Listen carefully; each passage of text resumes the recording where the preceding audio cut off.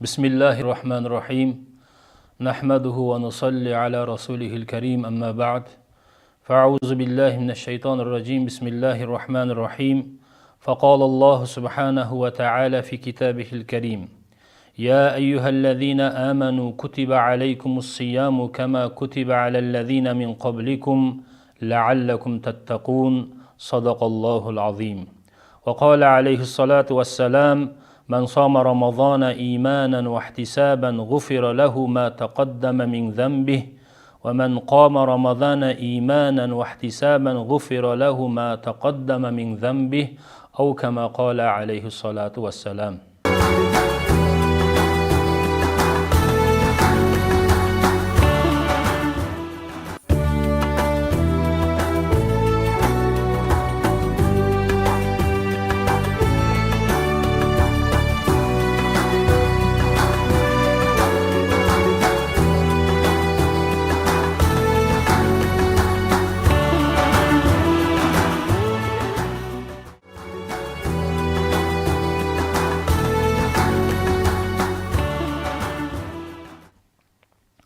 Урматтуу жана кадырлуу мусулман бир туугандарым, сөзүмдүн башында баарыңыздарды алдында келе жаткан улуу орозо айы менен, Рамазан айы менен куттуктаймын.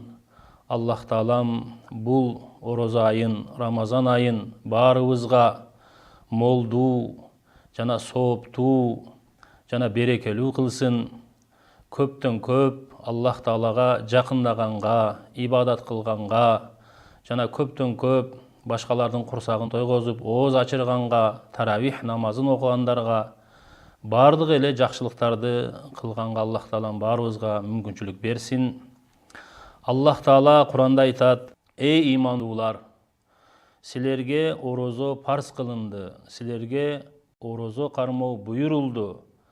Кандай эле силерден мурдагыларга орозо парз кылынган, орозо буйрулган, силердин такыба болууңар үчүн, Аллахтан коркуу пайда кылуу үчүн." Бул аятта Аллах Таала эки нерсени белгилеп кетти. Биринчиден, орозонун ар бир момундун мойнунда парз экенин, Алланын буйругу экенин белгилеп кетти. Экинчиден, орозонун пайдасын, таасирин дагы бул жерде баяндап кетти. Лааллакум таттакун, бул орозо кармаган себептен силердин жүрөгүңөрдө Аллахтан коркуу пайда болот. Орозо айында момун тамак жегенде Аллах үчүн таштайт, ичкенде Аллах үчүн таштайт. Мына ушунун себебинен Аллах Таала күнөөнү таштоодагы жөндөмүн мына ушул таквачыл сыпатты Аллах Таала берет. Экинчиден, хадисте пайгамбар саллаллаху алейхи ва саллям айтат: ким Рамазан айында иман менен жана соопту үмүт кылып орозо кармаса, Аллах Таала ушул орозону мага парз кылды деп, бул Аллахтын буйругу деп иман келтирип, жана ушул орозо кармасам, Аллах Таала мага кандай белектерди берет? Ошол Аллах Тааланын ваадаларына, белектерине толук үмүт менен орозо кармаса, анын мурдагы баардык күнөөлөрү кечирилет. Жана кимде ким кайсыл момун Рамазан айында иман менен жана соопту үмүт кылып түндөлөрү таравих намаздарын окуса, ибадатын кылса, анын дагы мурдагы баардык күнөөлөрү кечирилет деген сүйүнүчтөрдү пайгамбар саллаллаху алейхи ва саллям айтып кеткен. Бүгүн сиздердин алдыңыздарда сунуш кыла турган сабагыбыз орозонун макрухтөрү жана мустахабтары деген жөнүндө болот. Макрух деген бул шариатта жек көрүлгөн амалдарды айтат.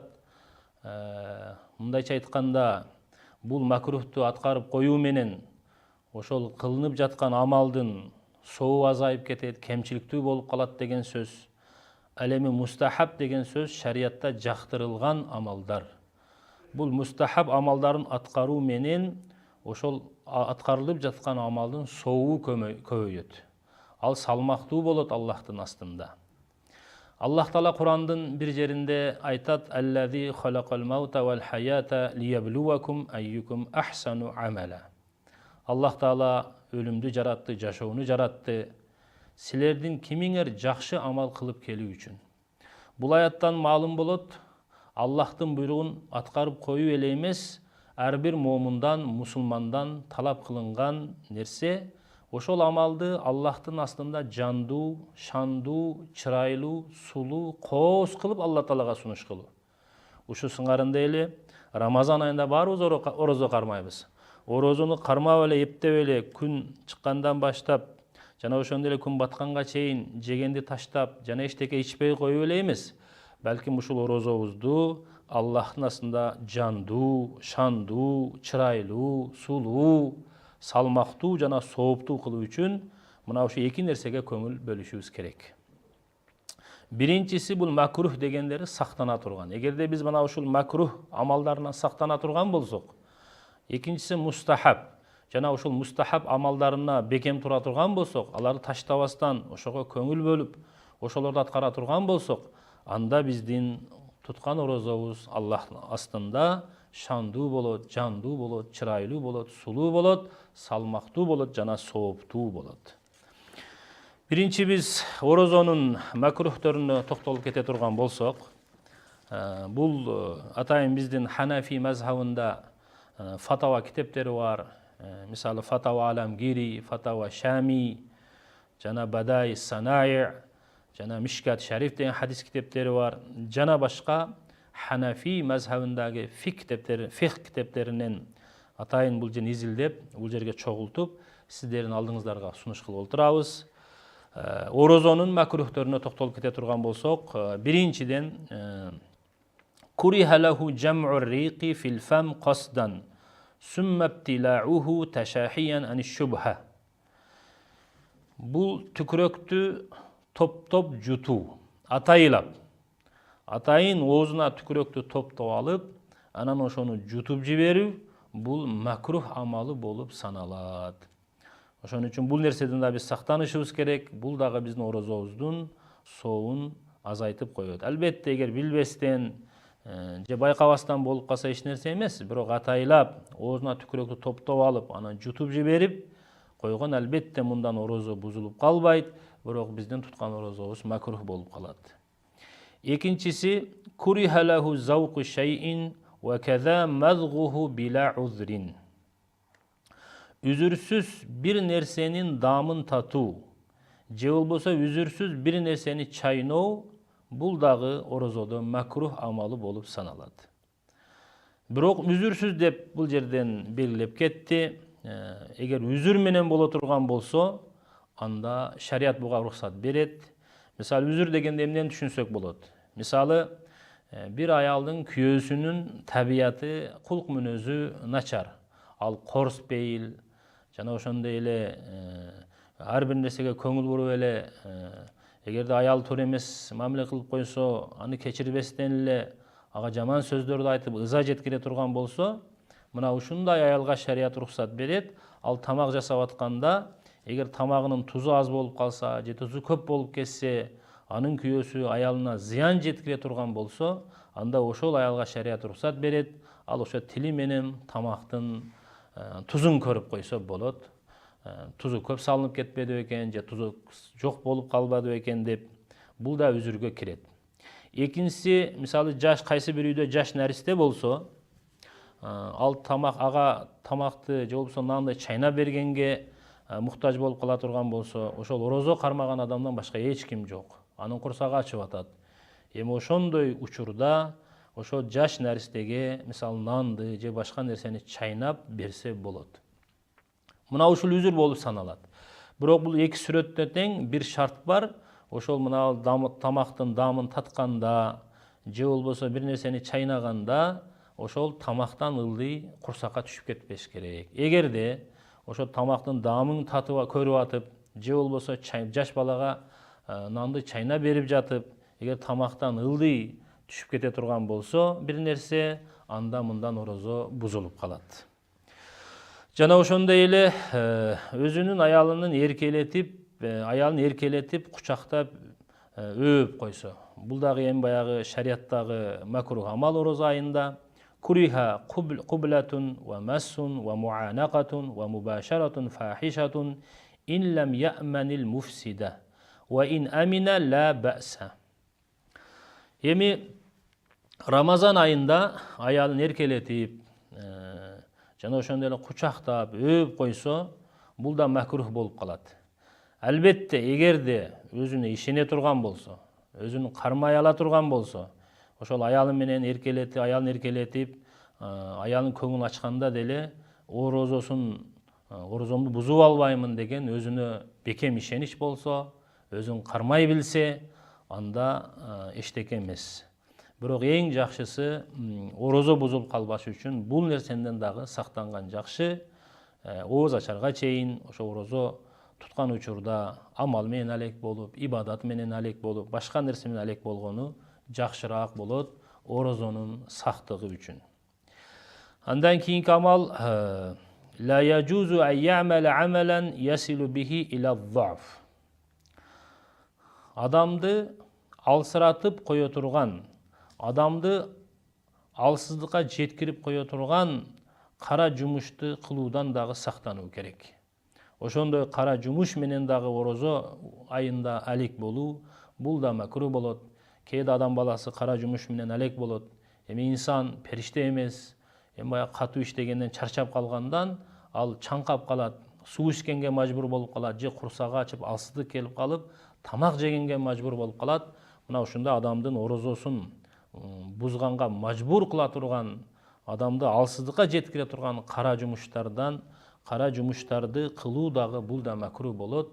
Рамазан айында мындан сактануу керек. Пайгамбар саллаллаху алейхи ва саллям деле ошо Рамазан айында ким өзүнүн кол астында кызматчысынын ишин жеңилдетсе, ага сүйүнүчтөрдү айткан. Ошон үчүн Рамазан айында колдон келишинче кара жумуштарды азайтып, жеңилирээк иштер болсо, же кара жумуш болсо деле бир саат, 2 саатка ошону аткарып коюп, калган убакытты орозонун сактыгы үчүн башка амалдар менен, ибадаттар менен өткөргөндүгү бул абзел болот.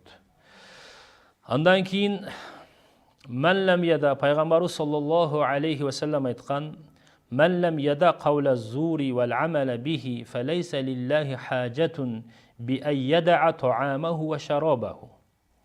Пайгамбарыбыз саллаллаху алейхи ва саллям айткан: кайсы бир адам эгерде Рамазан айында жалган сүйлөгөндү таштабаса, же ошого окшогон бир жаман амалды таштабаса, анда Алла Таалага анын жегенди таштап койгондугу, жөн эле ичкенди таштап койгондугунун эч кандай кажети жок. Бул дегендиги Аллах Таала момундан, мусулмандан Рамазан айында бир гана жегенди таштап коюп, ичкенди таштап койсоң эле болот деген нерсени талап кылбайт.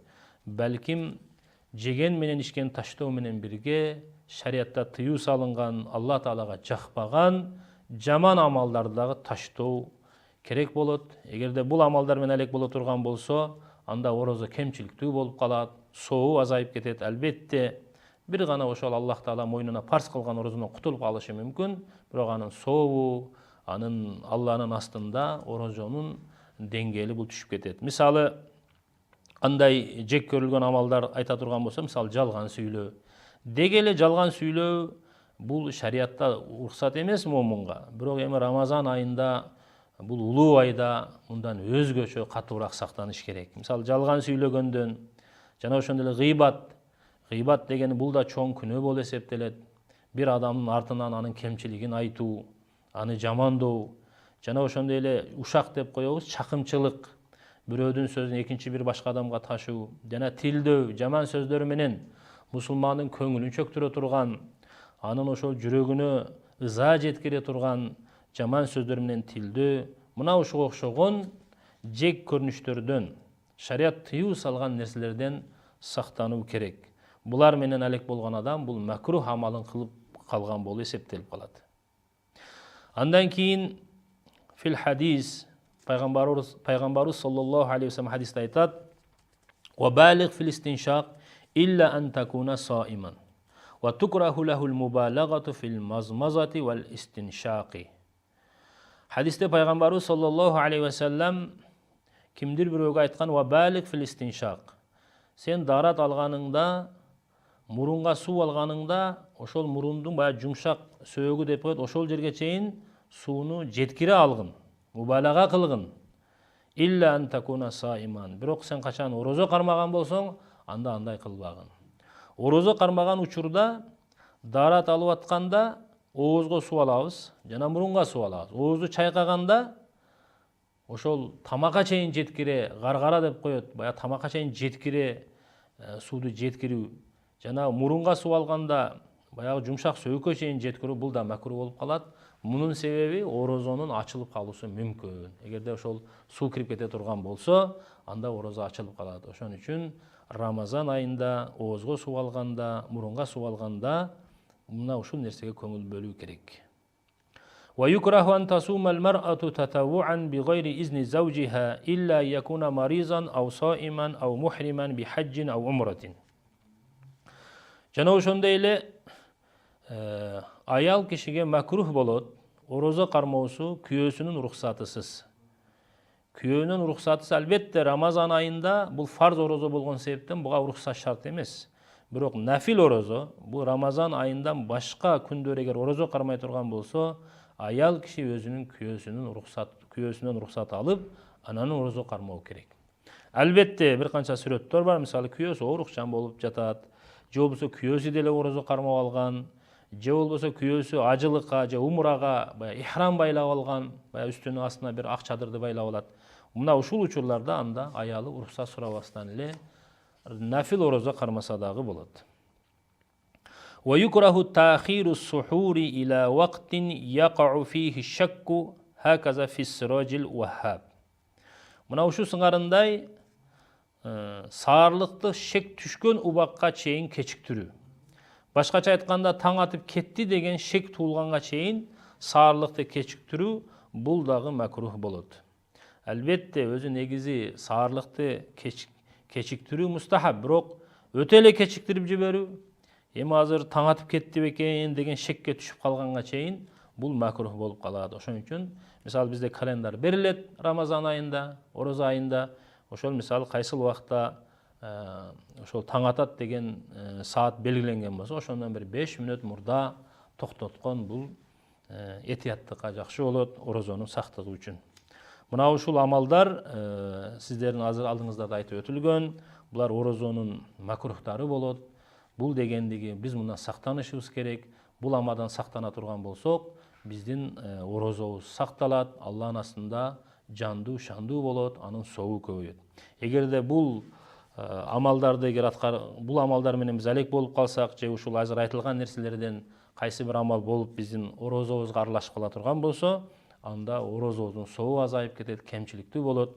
Бул шариатта жек көрүлгөн амалдар болуп эсептелет. Андан кийин биздин туткан орозобуздун соогун көбөйтө турган мустахаб, шариатта жактырган амалдар бар. Аларга токтолуп кете турган болсок, саарлыкты кечиктирүү жана ооз ачууну тездетүү. Рамазан айында мына саарлык кылабыз. Ошо саарлыкты кечиктирүү бул мустахаб. Бирок ушул жерде бир нерсени түшүнүшүбүз керек. Азыр эле биз макруh амалдарын айтканда айтып кеттик. Бирок саарлыкты өтө эле кечиктирип жиберүү, адам шектенип калганга чейин таң атып кетти бекен, бул макруh болот. Бирок негизинен саарлыкты кечиктирип жөө бул мустахаб болот. Анан Рамазан айында көптөр саарлыкты жебей эле жатып алышат. Алардын деле мисалы тургандан кийин эчтеке жебей орозого ниет кылып койсо, орозосу боло берет. Бирок Пайгамбарыбыз алейхиссалату вассалам саарлык тууралуу хадистер бар. Пайгамбарыбыз алейхиссалату вассалам айтат: "Ас-сухуру баракатун." Саарлык кылуу бул берекеге себеп деген. Саарлык кылуу бул берекеге себеп. Фала тадауху. Ошон үчүн силер саарлыкты таштабагыла. Валау айюджия ахадукум жур'ата маин. Эгерде силердин бирөөңөр бир урттам суу болсо дагы, ошону урттап, ошону менен саарлык кылып алсын. Фа инналлаха ва малаикатаху юсаллуна алал мутасаххирин. Себеби Аллах Таала өзү жана Аллах Тааланын периштелери саарлык кылгандарга жакшылык тилешет, салават айтышат жана дуа кылышат. Ошон үчүн саарлыкты кечиктирүү, мындайча айтканда, мисалы саат мисалы айтып коелук, азыркы күндө мисалы 4:30 ооз жабылып аткан болсо, мисалы саат 4-төн 4:25ке чейин, 4:20га чейин, 4:15ке чейин ушундай бир акыркы убактарында ооз жапкан бул мустахаб болот, орозонун соогун көбөйтөт. Ал эми оозду ачканда тезирээк ачыш керек. Мындайча айтканда күн батаары менен. күн батары менен оозду ачкан бул жакшыраак болот. Андан кийин курма менен ооз ачуу. Курма менен ооз ачуу. Эң жакшысы ооз ачканда кайсы эле нерсе менен ооз ачса боло берет, бирок курма менен ооз ачкан бул жакшыраак болот. Албетте суу менен ооз ачса деле болот, мейиз менен ооз ачса, башка нерсе менен ооз ачса болот, бирок суунун даражасы бул курмадан кийин турат.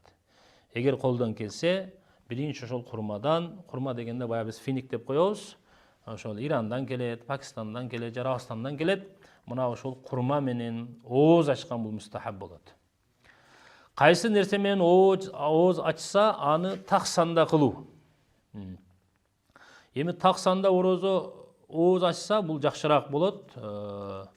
Балким ошол биздин баягы врачтар айтат, балким мына курманы, өзгөчө курманы так сан менен жесе, бул баягы сахар оорусуна пайда болот деген жерлери бар. Ошон үчүн эгерде мисалы 3 диби же 5 диби же 1 диби, өзү бул тууралуу хадис келет да. Аллах субхана ва таала жалгыз өзү, ошон үчүн Аллах таала дагы өзү так болгон себептен, таксан болгон себептен Аллах таала юхиббул витра, таксанды жакшы көрөт деген хадис бар. Ушу сыңарында эле ооз ачканда дагы таксан менен болсо жакшыраак болот. Ооз ачар алдында дуа кылуу. Эми ооз ачып жатканыбызда көбүнчө чаңкап турган убактыбыз болот. Жана ошондой эле ооз ачып аткан учурда курсак ачып турган убакыт болот. Жана ушул учурда биз бир аз өзү сабыр кылып туруп, ушул учурда дуа дагы кабыл болот. Ооз ачып жаткан учурда дуа кабыл болот. Эмне деп дуа кылсаңыз, түз Аллахтын астында кабыл болот. Эми ошо дуалар атайын китептерде жазылган дуалар дагы бар. Негизинен узун дуа кылсаңыз деле боло берет. Кыргызча болобу, арабча болобу, башка тилде болобу. Бирок ошол маснун дуа, пайгамбарыбыз саллаллаху алейхи ва саллям бизге үйрөткөн дуасы: Аллахумма лака сумту ва бика аманту ва алейка таваккалту ва аля ризкика афтарту. Эгерде кимдер арабча биле турган болсо, арабча окуганы жакшы. Эгер арабча билбесе, анда кыргызча эле ошонун маанисин айтып коюш керек. Мунун мааниси: Аллахумма, о Аллахым, сен үчүн мен орозо кармадым, жана сага гана мен иман келтирдим, жана сага гана таваккел кылдым, жана сенин берген ырыскың менен ифтар кылдым, оозумду ачтым деген дуа. Ошон үчүн ооз ачар алдында дуа кылуу бул дагы мустахаб амалдарына кирет, орозонун соогун көбөйтөт. Жана кийинки мустахаб саарлыкта бир аз болсо да даам татуу, же бир урттам суу болсо да ичүү дейт. Муну биз дагы жогортода айтып кеттик. Саарлыкта эгерде бир аз, албетте өтө баягыдай чарчап калган, уйку сурап атат, турганга алы жетпей атат. Ошондой учурда дагы бир стакан суу болсо да бир аз ичип алып, же болбосо бир курманын дан болсо дагы, бир дана болсо да курмадан жеп коюп, же бир аз жеп койгон бул жакшыраак болот. Бул дагы мустахаб амал, орозонун соогун көбөйтөт. Жана муктаждарга, туугандарга, кедейлерге садаканы көбөйтүү. Рамазан айында баарыбыз билебиз, Алла Роббул Иззат момун мусулмандарга бул бир мүмкүнчүлүк берет. Бул Рамазан айы момун мусулмандын акыретке даярдана турган, ибадатты кыла турган, сооп иштерди кыла турган бул мезгили. Ошон үчүн ар бир мисалы нафил намаз окуй турган болсоңуз, бул фардын даражасын, фардын сообу белгенде сооп берилет.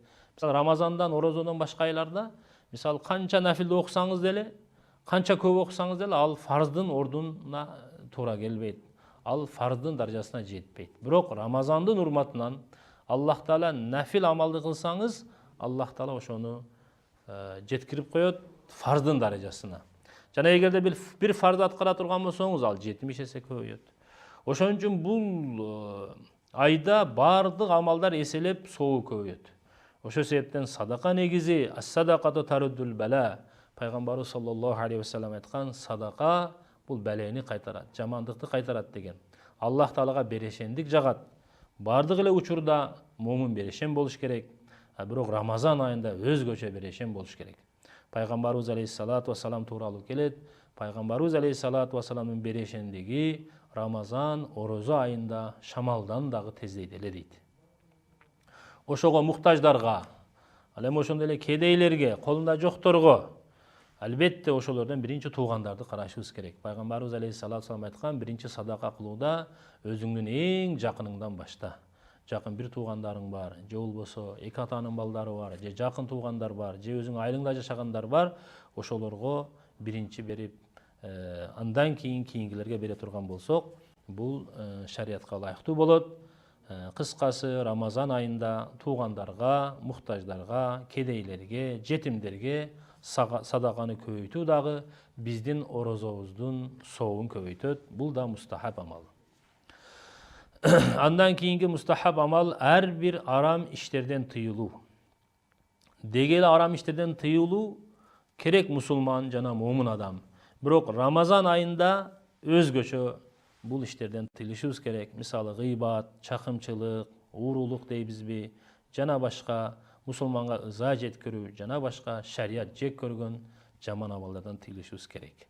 Андан кийинки мустахаб амал Рамазан айында орозо кармаган учурда илим менен алек болуу, жана ошондой эле Куран тилаватты көп кылуу, жана салават айтуу, жана башка ибадаттар менен алек болуу, бул дагы орозонун соогун көбөйтөт. Илим менен алек болуу дегенде ошол Куран менен, же хадис илими менен, же фиq илими менен, мына ушулар менен алек болуу. Көбүнчө мына медреселерде, же болбошо ушул ислам окуу жайларында окуулар жүргөнү, бул дагы ушунда маалым болду. Рамазан айында бул дагы жакшы экен. Себеби дегенде ал жерде окуучулар илим менен алек болушат. Куран тилават. Куран тилават бул Рамазандын өзгөчөлүгү. Рамазан айында Куран түшкөн, балким бардык пайгамбарларга түшкөн китептер, мисалы Забур, Дауд алейхиссалату вассаламга Таврат, Муса алейхиссалату вассаламга Инжил, Иса пайгамбарга Куран, биздин пайгамбарыбыз Мухаммад саллаллаху алейхи вассаламга бул бардык асмандан түшкөн китептер Рамазан айында түшкөн. Жана Рамазан айында исламдагы чоң окуялар бардыгы Рамазан айында болгон. Ошон үчүн бул Рамазан айы бул Курандын айы. Жебреил алейхиссалату вассалам өзү Рамазан айында пайгамбарга толук Куранды угузат эле. Ал эми пайгамбарыбыз саллаллаху алейхи вассалам Жебреил алейхиссаламга Куранды угузат эле. Бул өзү Курандын айы. Ошон үчүн Рамазан айында колдон келишинче Куранды көп окуганга аракет жасоо керек. Имам Шафи рахматуллахи алейхи Рамазан айында 60 жолду Куранды хатым кылат эле деп келет. Мындайча айтканда Куранды баштан аякка 60 жолу окуп чыгат эле. Ал кандай десе, күндүзү бир Куранды хатым кылат экен, окуп чыгат экен, түндөсү бир Куранды хатым кылат экен. Ошондо 30 күндө 60 Куран хатым болот. Биздин мазхабтын башчысы Имам Азам Абу Ханифа рахматуллахи алейхи Рамазан айында 61 жолу Куранды хатым кылган, баштан аякка окуп чыккан. Ал деле күндүзү бир Куран хатым кылчу экен, түндөсү бир Куран хатым кылчу экен. Ал эми таравихте 30 күн таравихте дагы бир намазда туруп дагы бир Куранды хатым кылчу экен. Ушундай болуп 61 жолу Куранды хатым кылган. Ошого бул Куранды көп айтыш керек. Куранды көп окуш керек, көп тилават кылыш керек. Деги эле хадисте пайгамбарыбыз саллаллаху алейхи вассалам айтат: "Иннакум ла таржиуна илаллахи би шайин афдала мимма хаража минху", яни Куран. Силер Аллах Тааланын затынан чыккан нерсе менен канчалык Алла Таалага жакындайсыңар, башка нерсе менен анчалык Алла Таалага жакындай албайсыңар. Яни Куран, Алланын затынан чыккан нерсе бул Куран. Ошон үчүн Куран окуганга көп аракет кылышыбыз керек. Жана ошондой эле пайгамбарга салават айт. Пайгамбарыбызга Аллахумма солли аля саййидина Мухаммад же ошого окшогон салаваттарды айтат. Ошо менен алек болушубуз керек. Жана ошондой эле башка ибадаттар менен, нафил намаздар менен алек болгонубуз жакшы болот. Мында да орозобуздун соогу көбөйөт. Мына ушул урматтуу, кадырлуу мусулман бир туугандарым, мына ушул сиздердин алдыңыздарда кыска убакта биз ошол орозодо макруh жана орозодогу мустахаб амалдары тууралуу сөз кылдык. Эгер макруh амалдарынан сактана турган болсок, мустахаб амалдарын бекем кармай турган болсок, орозобуз Аллахтын астында шандуу болот, жандуу болот, чырайлуу болот, жана Аллахтын астында кабыл болот.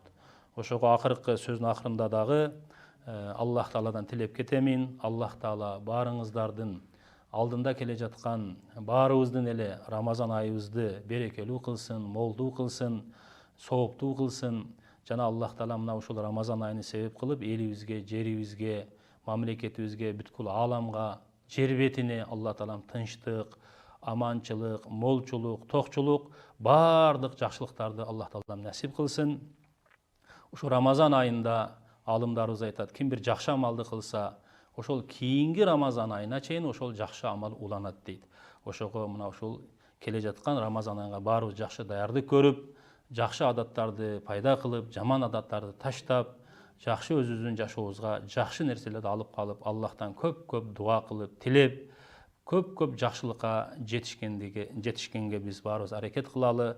Аллах Таала баарыбызга мына ушул айтылган сөздөргө амал кылууну жеңил кылсын. Ва ахиру дa'wana анил хамдулиллаhi rabbil alamin. Subhana rabbika rabbil izzati amma yasifun wa salamun alal mursalin walhamdulillahi rabbil alamin. Amin. Bi rahmatika ya arhamar rahimin.